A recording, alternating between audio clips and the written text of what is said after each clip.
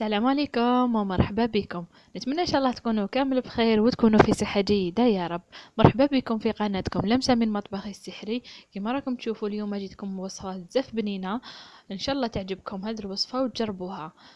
وصفة ساندويتش بالدجاج ماريني. هذه الوصفة بزاف بنينة والخبز يجي بزاف خفيف، تحسب بريوش. وكنت رافقتها بهذا السلطة دو فروي كما راكم تشوفوا، خفيف ظريف بالخف توجد. نتمنى ان شاء الله يعجبكم وصفات اليوم. نمر مباشرة لطريقة التحضير والمقادير في نفس الوقت. هنا للعجينة نحتاج نص كاس ما يكون دافي، وملعقة كبيرة لحظة، وملعقة كبيرة سكر، وملعقة كبيرة ماشي معمرة مليح خميرة الخبز. ونحتاج حبة بيض وملعقة كبيرة زبدة نذوبوها، والفرينة باش نلمو العجينة. نحطو كامل هذوك المكونات مع بعض ونروحو نذوبو الزبدة ونضيفها ليهم. نخلط كامل هذه المكونات يتجانسونا مع بعض، ونجي نضيف عليها الفرينة.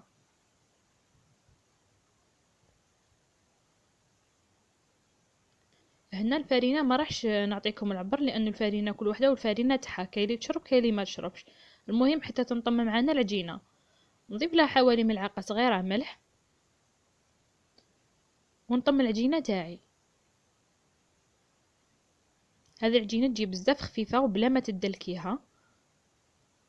خلوها بهذا القوام تتلاصق في اليد كما راكم تشوفوا باش تجينا خفيفة، ونخليها تخمر حتى يضاعف لنا الحجم تاعها. نغطيها بكيس بلاستيكي، ونجي نضيف عليها طرشونة من الفوق، ونخلوها تتخمر حتى يتضاعف الحجم تاعها مليح. هنا يا دجاج عندي نصف صدر دجاج كنت قطعته على اثنين كما راكم تشوفوا، ونجي نقطعو شرائح بالطول. هنا نحتاج للتوابل ملعقة صغيرة هريسة، ملعقة صغيرة مطرد، فلفل عكري وثوم بودرة وزنجبيل، فلفل كحل، شوية كركم وشوية راس الحانوت. هنا نقطع كامل هذاك الدجاج شرائح بالطول كما راكم تشوفوا بهذه الطريقة.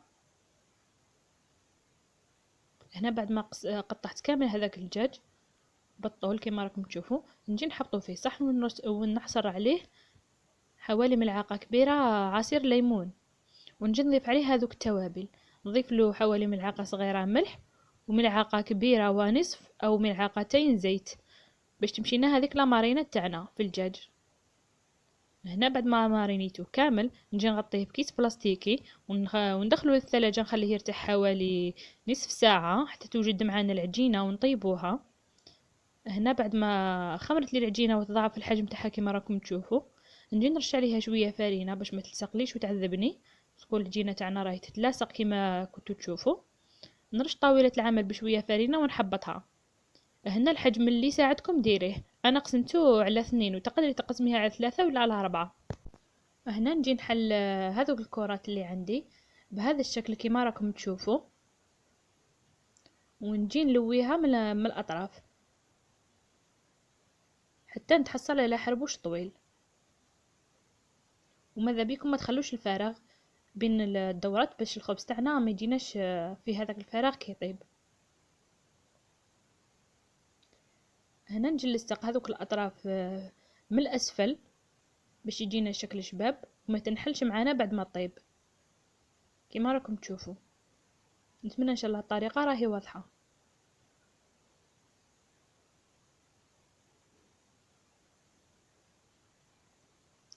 نلصق هذو الاطراف من الاسفل، ما راحش تبان معانا لانه راح نقلبوها العجينه كما راكم تشوفوا. ونجي نحطها في صينيه تدخل للفرن. هنا كنت حطيت ورق الطهي وحطيت عليه هذيك العجينه تاعي. هنا نجي نخدم معاكم الزوجة كما راكم تشوفوا، ونلصقها بنفس الطريقة من الأطراف من الأسفل.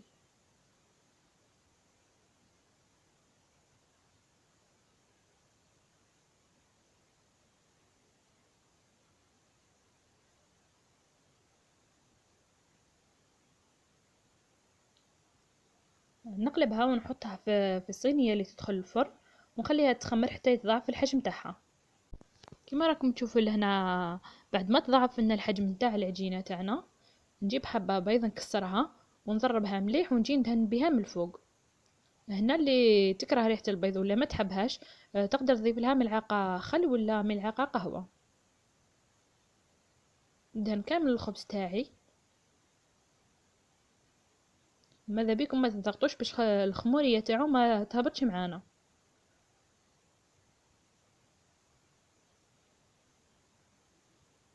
بعد ما ندهنو نجي نرش عليه شوية سانوج وشوية جلجلان وندخلوه الفرن على 180 درجة يتحمر لنا من التحت، ونزيد نحمره من الفوق ونخرجه.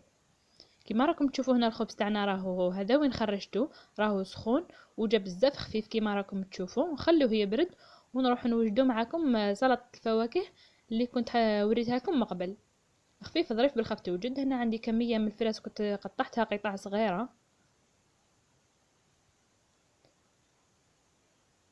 وهنا عندي حبة موز نقطعها حتى هي ثاني قطع صغار. خليت هذوك زوج قطع باش ندير بهم تزيين من الفوق. نقطع كامل الفواكه بنفس الطريقة.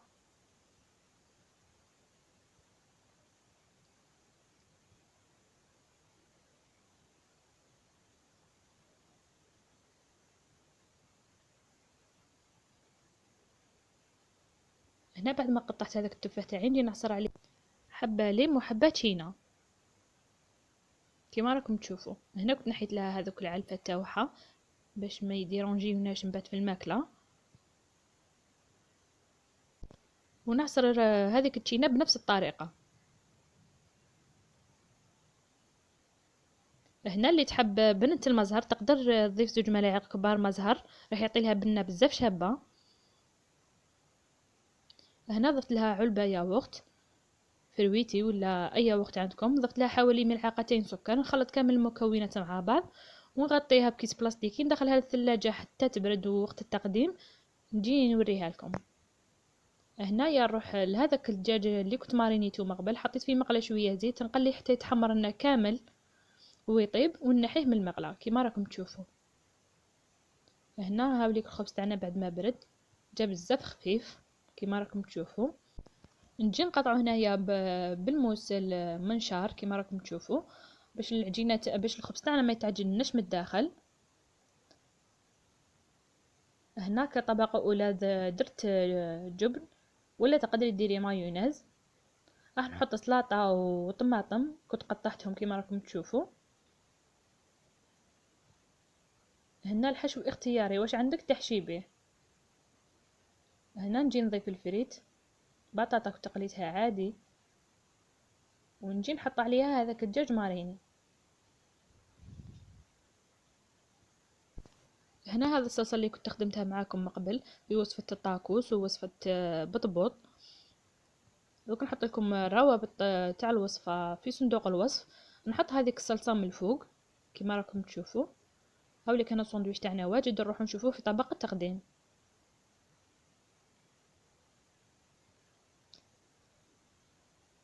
هنا هاوليك وصفات اليوم واجدين كيما راكم تشوفوا.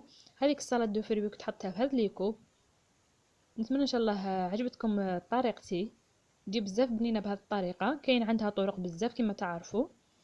وهنا هاوليكم الساندويتش تاعنا جا بزاف خفيف وبزاف بنين. نتمنى ان شاء الله تعجبكم الطريقه وتعجبكم وصفه اليوم وتجربوا الوصفه. واذا عجبتكم الوصفه ما تنسوش ديروا لي جيم وتشاركوا في القناه وتفعلوا الجرس هكا باش يلحقكم كل جديد من وصفاتي. وتشاركوا الوصفه مع احباباتكم مع صحاباتكم هكا باش تعم الفائده وكامل نستفادوا.